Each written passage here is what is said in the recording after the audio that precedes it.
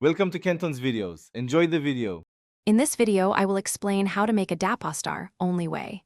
Start by prepping your base layers. Gently fold dough until elastic, then rest for 10 to 15 minutes. While resting, combine filling ingredients and season to taste, keeping proportions balanced.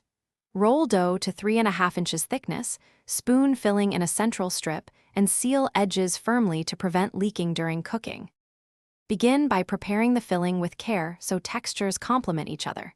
Sauté aromatics until translucent, then add proteins and vegetables, cooking just until tender to preserve structure.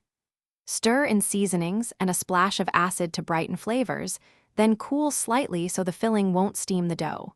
Use measured scoops to place filling in the center, leaving room to seal the edges tightly and evenly. If you're enjoying the video, please subscribe and like. It really helps the channel grow.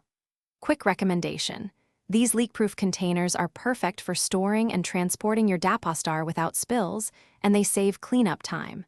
I use them all the time for meal prep, and they make serving on the go so much easier.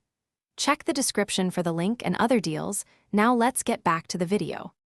Shaping is where your Dapostar takes form and flavor meet structure. Work with chilled dough to make folding easier and keep edges crisp after cooking. Seal each piece firmly, turning seams under for a clean look and stable shape. Cook at a steady medium heat, flipping once for even browning, and rest briefly so juices redistribute before serving to ensure a satisfying texture and warm, cohesive bite. Thanks for watching. Consider subscribing if we helped you.